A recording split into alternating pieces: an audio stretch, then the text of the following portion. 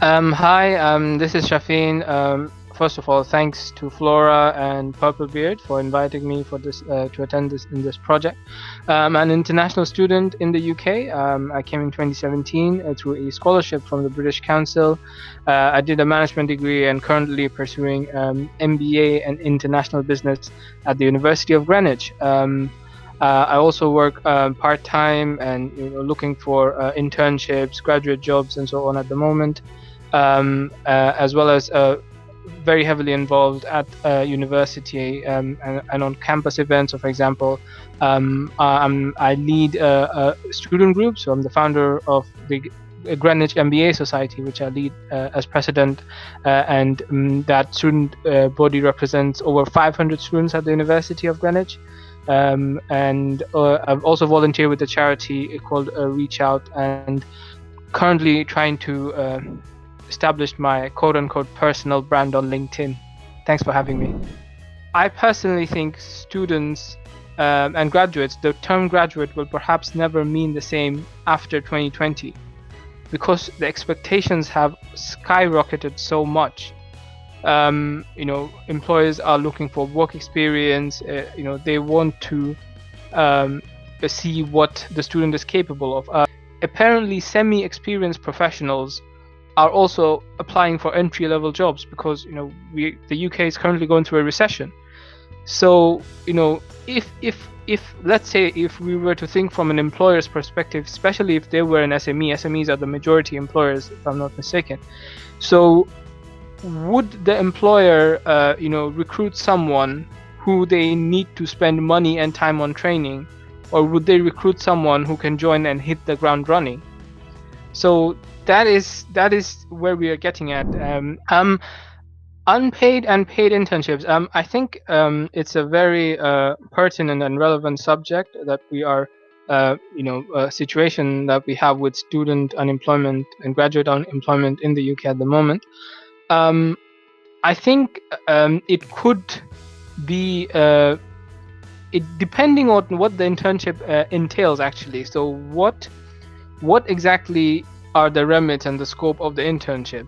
So for example, if there are many unpaid internships which are a part-time commitment, you can easily juggle it with whatever you have going on. Let's say 5 to 10 hours a week, for example. So that doesn't really affect a student to that level, and they could still integrate. I mean, it's an opportunity to enhance their CV, right? So in that context, I think it's a good way to set the candidate's foot in the door. At the same time, I feel if an unpaid internship is like full time and it's for 6 months or 9 months or a year, this is where I think it gets complicated, because essentially the employee could be demotivated. They might not see value in what they are proposing to the team and what they're bringing to the table, and the employer might not take them seriously as well. But I feel that it is a good pathway for students to get into the industry. And also a personal more like a realistic question for I think we need to ponder on is what is the alternative? I mean, okay, let's say we have many critics of unpaid internships, and I'm not a big fan of it either, but the question to be asked is, what alternative do we have? Hundreds and thousands of graduates coming out of university or while at university, nobody's giving them jobs because they don't have work experience. So if unpaid internship is not the option, the people who are very blatant, like very publicly criticizing this, where is the opportunity? What do I do? Like, if not unpaid internship, the question is that person going to give me a paid internship then? This is where unfortunately the world goes silent and we don't have response. So in that capacity, I think unpaid internships, especially when it's a part-time commitment, is a positive way for entry-level candidates to get some real work experience and beef up their CV. I personally sometimes have thoughts about my own ethnic name, for example. how does it come across in a CV? My accent, I don't speak English as a first language. So, does my accent play a role, in telephone interviews and so on? So, in terms of ageism, and I think it is unfortunately a problem that we are facing. I remember very clearly I had an interview with a SME recruiter for a part-time job, and when they were seeing that, when they saw that, I was doing an MBA, which is quote unquote an advanced business degree, and they literally asked me do you mind me asking how old are you? And I'm like, how is that relevant to my position or what I have to offer to the company, right? So I think it is a very relevant issue, and I think it needs to be spotted and talked about. At the same time, I'm also a proponent of action. So we are what we do, not what we say we will do, right? So what actions are we taking in this regard in terms of senior management? So oftentimes, even with diversity and inclusion, we see these big events and web pages, and we are all for this and support and that. But when it comes to the real world, or actual employability, you don't really have, the diversity is not reflected, the age issues are not reflected. Everyone perhaps belongs to a particular age group in a company, or the majority of employees. But on the website, they could have, so many things about ageism. We are all supporter of that, and so on. So I think it's important to have action in place rather than just, slogans and taglines.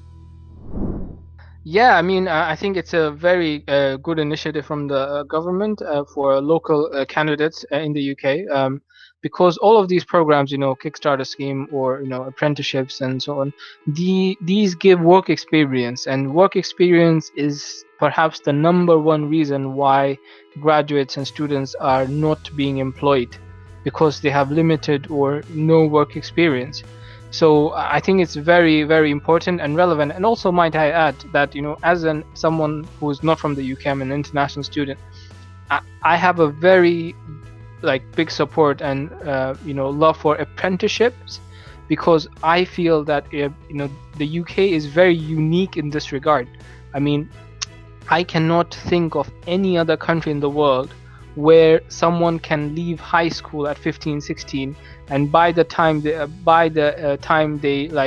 they're 17, 18, or 20 years old, they are qualified in whatever digital marketing or whatever they're doing. They're qualified. You would not have this opportunity.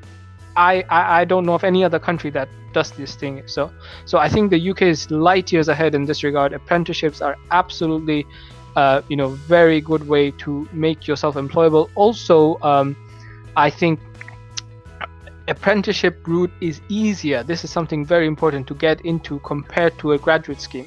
So this is something for students to know. So when they finish their course and they're applying for grad scheme, first of all, the process is multi-layered and very difficult. And number two, in grad schemes, you have competition from international students like myself, right? The UK has around 500,000 international students, so that's a huge number, right? But when it comes to apprenticeships, we cannot compete there. We're not allowed to participate in apprenticeships, so there's limited competition as well.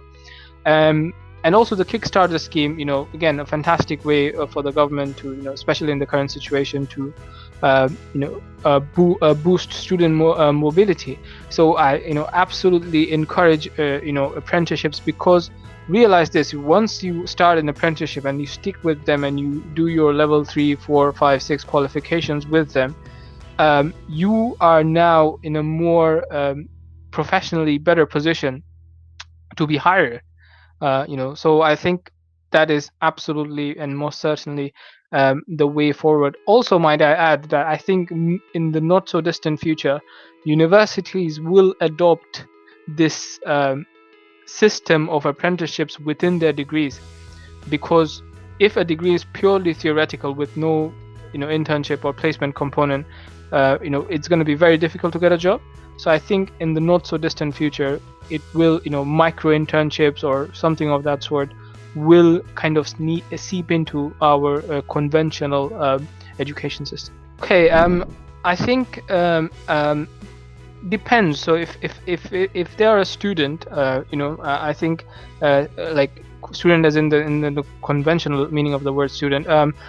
I think the major reason why they might not get jobs is because of the lack of work experience. I can't think of any other major reason that could be an impediment for lack of employability.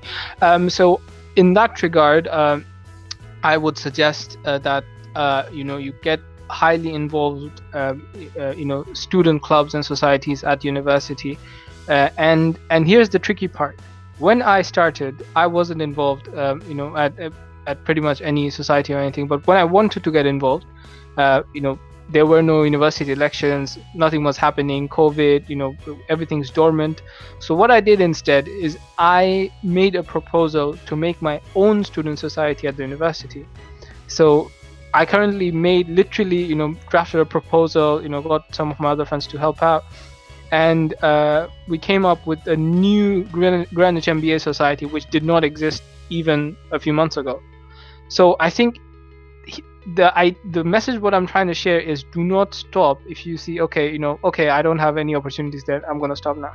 You need to create your own opportunities if you don't see them, and I think that shows initiative. On top of that, I think it's a good idea to be on LinkedIn. It's very crucial. LinkedIn is the new digital CV. Even someone like me who doesn't speak English as a first language, I mean, when I start posting there and there are like 20,000, 50,000 people reading my stuff, I'm like, oh my days, like what is happening? I mean, you get what I'm trying to say? And, I had the pleasure of meeting Flora on LinkedIn, which is a really, really positive experience, because once you're LinkedIn, you find these people who support you and who appreciate what you your struggles, and sympathize and care for you. So I think it's important that we put ourselves out there in terms of personal branding, and we will find a very helpful community, a community that is always there for each other.